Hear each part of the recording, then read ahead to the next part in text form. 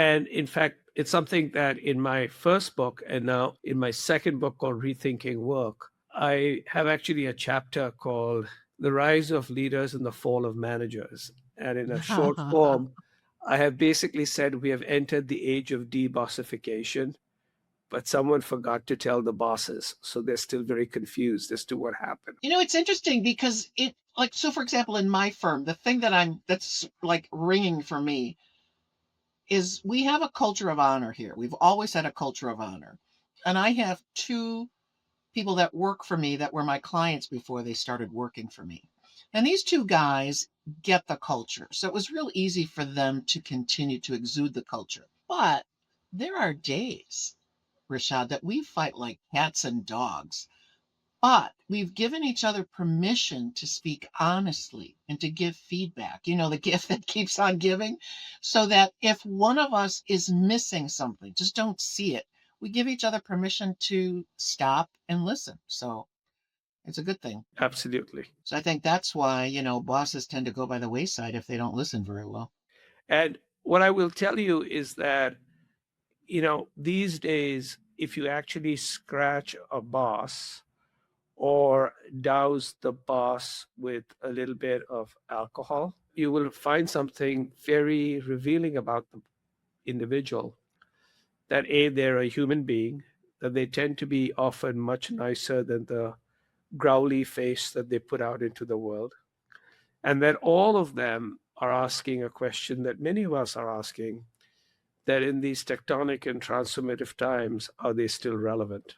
Yeah, that's good. Yeah.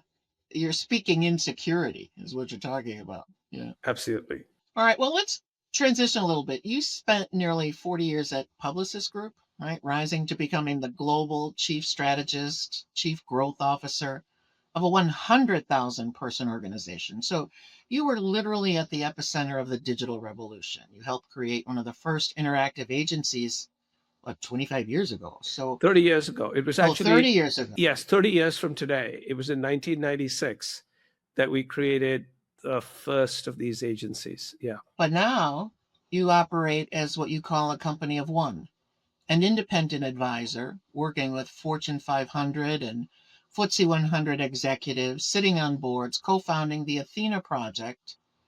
Tell us about that transition. So how did you go from leading massive organizations to becoming an independent voice? And what does that freedom allow you to do differently? So the reason that I made that transition is I had the opportunity and the freedom to make that decision.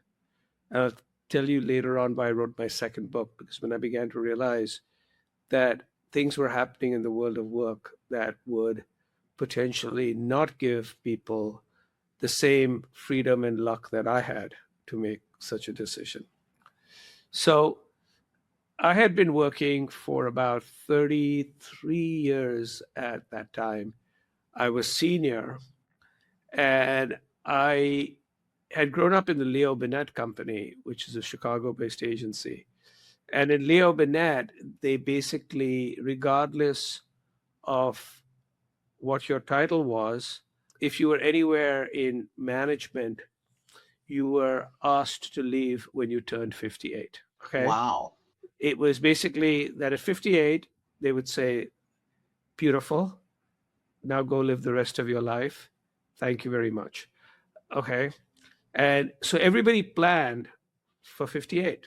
So this is part of the reason why marketing always, kowtows to the younger age. Yes. Is that what I'm really hearing? Yeah. There was two reasons that they were doing that. It was less younger age at that time, because there were a lot of other issues. At that time, if you were in the 1980s, it was primarily male, all kinds of other things, right? It was just young age. But it was because it was a privately held partnership. And they needed people to leave so they could promote other people into the partnership so they could keep their talent. And because there was only X number of shares, you basically sold back your shares. They bought it back. You got a handful of money. They gave you a kiss and said, come back for our annual party. You have money to go to wherever you want to go. We like you. You like us. Bye-bye. And it wasn't like a shock. It wasn't somebody came up to you and said, you need to know. They basically said, hey, when you were 35, 40, if you're going to be here 58, Here's plan the your life culture. that Okay. this is the way the world works.